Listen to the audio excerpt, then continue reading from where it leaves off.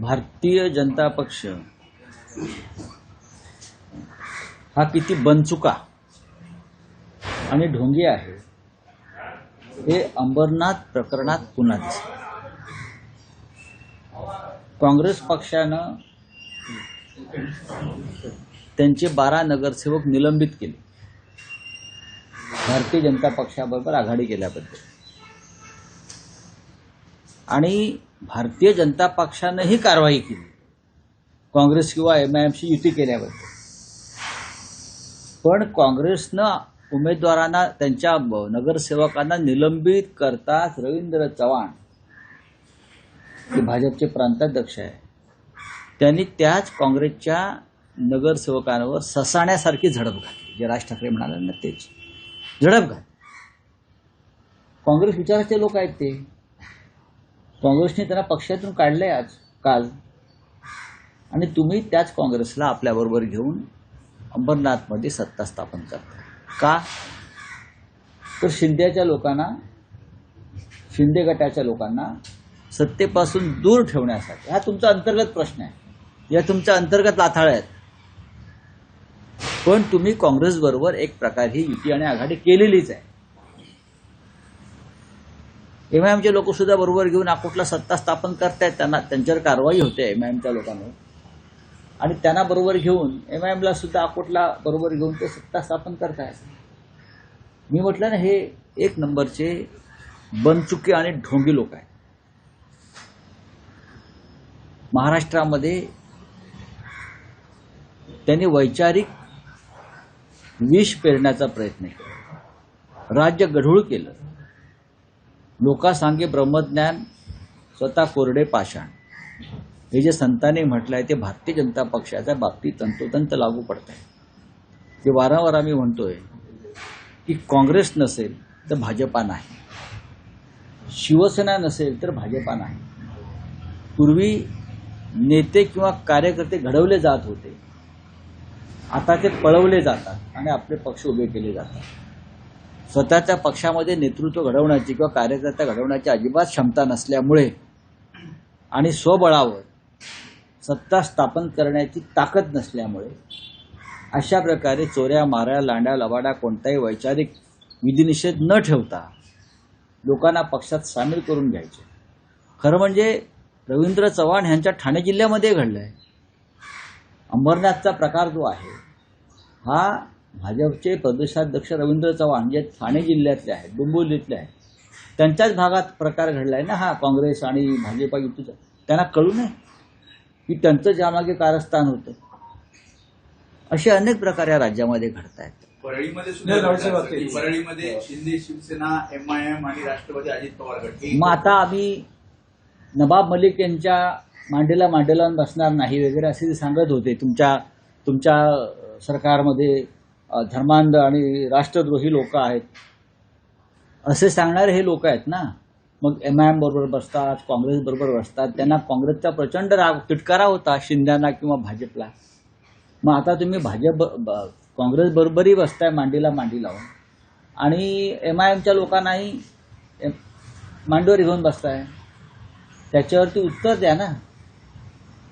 तुम्हाला आमचा त्रास यासाठी झाला की आमच्या सरकारमध्ये नवाब मलिक आहे, आम्ही हिंदुत्व सोडलं, आम्ही अमुक केलं, आम्ही काँग्रेस बरोबर बसणार नाही.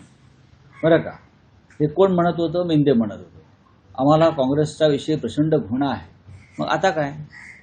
तुमचा मित्रपक्ष काँग्रेस बरोबर आहे, तुम्ही बीडमध्ये काँग्रेस बरोबर अलायन्स करताय, एमआयएम बरोबर अलायन्स करताय, कशाला लोकांना फसवताय? नाही, पण साहेब, राऊतच्या महाराष्ट्रात सत्ता स्थापनेसाठी जे काही पॅटर्न अस्तित्वात येत आहेत, सर्वच राजकीय पक्षांनी वैचारिक म्हणजे विचारसरणी बाजूला ठेवून वैचारिक सुनता केली. त्याला वैचारिक सुनता करणं म्हणतात. वैचारिक सुनता करणं. आम्ही राज ठाकरे यांच्याबरोबर आहोत, आमच्याबरोबर शरद पवारांची राष्ट्रवादी काँग्रेस काही ठिकाणी आहे. पण साधारण काँग्रेस पक्षाबरोबर जेव्हा आम्ही महाराष्ट्रात सरकार स्थापन केलं आणि त्या सरकारमध्ये खरं तर एकनाथ शिंदे आणि त्यांच्याबरोबरची जी टोळी फुटली तेही सामील होते, तेही सत्तेचे भोग घेतच होते ना. आणि बराच काळ घेतला त्यांनी. त्यातूनच ते 50-50 खोके वाटण्याची ताकद निर्माण झाली. म्हणजे 2,000 कोटी रुपये त्यांनी वाटले आमदारांना. तेव्हा त्यांना काँग्रेस नको. त्यांनी पहिल्या दिवशी काँग्रेसचं सरकारमध्ये बसणार नाही ही भूमिका का घेतली नाही? 2.5 वर्ष सरकारमध्ये बसल्यावर तुम्हाला ही उपरती झाली. राऊतसाहेब, एक काल वेगळा प्रकार महाराष्ट्राच्या राजकारणात बघायला मिळाला. तुमची आणि एकनाथ शिंदेची पहिल्यांदा भेट झाली. ही अनपेक्षित भेट होती की तुम्ही ठरवून त्यांना भेटायला? कसं काय ठरवून कोणाला भेटेल?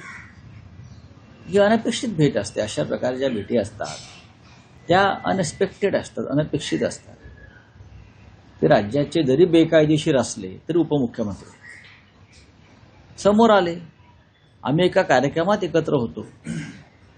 आता आपल्या विचाराची नसलेली व्यक्ती त्या कार्यक्रमाला आले म्हणून त्या कार्यक्रमावरती बहिष्कार टाकण्याची विकृती आमच्यामध्ये नाही. माझा कार्यक्रम झाला होता, ते समोर होते. हाय हॅलो झाला आणि आम्ही निघून गेलो. त्यांनी नमस्कार केला, तुम्ही नमस्कार. एकेकाळी तुम्ही जिथे आहात, ज्या घरी त्यांचं जाणं येणं होतं, एकेकाळी ते आमचे सहकारी होते, जवळचे मित्रही होते. हे सत्य आहे ना, हे सत्य आहे. आता त्यांनी पलायन केलं तर आम्ही काय करणार? आम्ही आहोत तिथेच आहोत. असं आहे की जे नीतिमान आणि निष्ठावान असतात त्यांच्यासमोर जे पळून जातात त्यांच्या नजरेला नजर ते भिडवू शकत नाही. हे मी शिंद्यांच्या बाबतीत म्हणत नाही, हे सगळ्यांच्याच बाबतीत असेल. आता अजित पवार शरद पवार एकत्र आहेत, पण सुरुवातीच्या काळात अजित पवार सुद्धा शरद पवारांच्या डोळ्याला डोळा भिडवत नव्हते. हे आपण चित्र पाहिलं असेल. पण हे सर्वत्र आहे. त्यामुळे अवघ्या काही सेकंदासाठी हा प्रसंग घडला. त्यावेळेस शिंदेच्या जेव्हा तुम्ही समोर आला, काय एकूण तिथे चित्र होतं किंवा तुम्हाला काय वाटलं? मला काही नाही वाटलं. मला काय वाटणार आणि कशा करता वाटावं? त्यातून काय महाराष्ट्राच्या अजून काय मिळणार? काहीच नाही. ते ढोंगी भाजपबरोबर सत्तेमध्ये आहेत. त्यांना भाजपा ब्लॅकमेल करताय. अमित शहा त्यांच्या पक्षाचे नेते आहेत आणि आमच्या दृष्टीनं अमित शहा महाराष्ट्राचे शत्रू आहेत, महाराष्ट्राचे दुश्मन आहेत.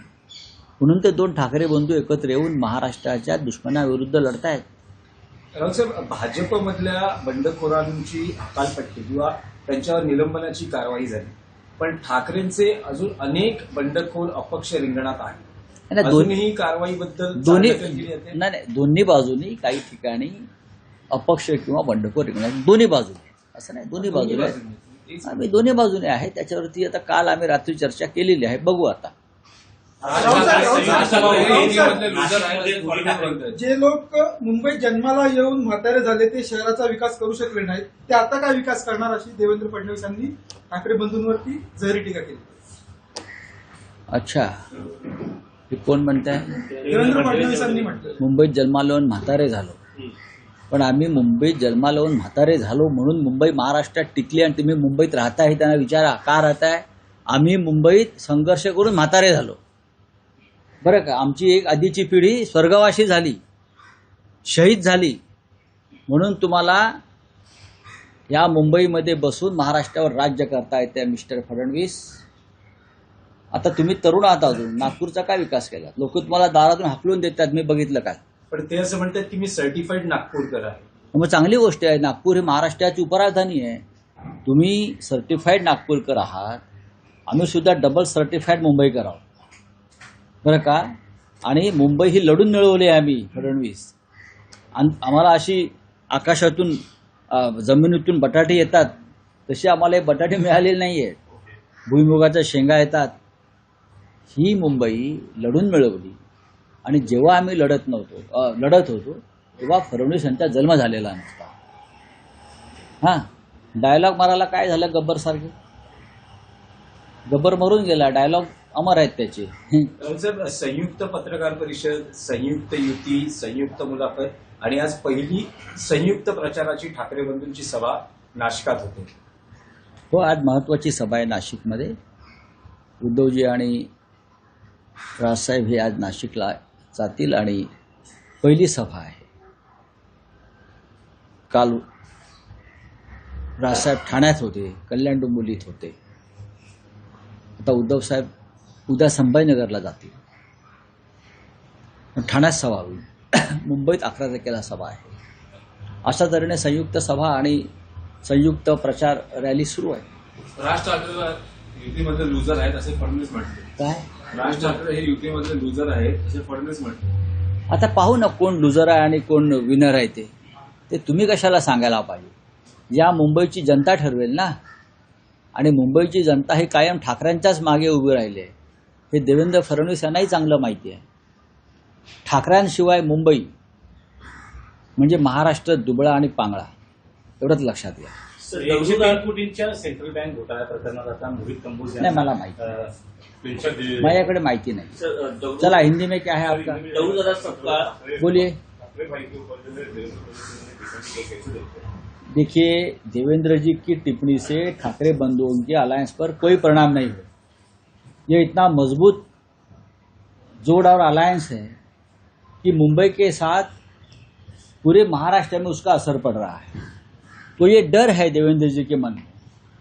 ठाकरे बंधु एक साथ आने से उनकी कुर्सी भी हिल जाएगी. अब देखो क्या होता है.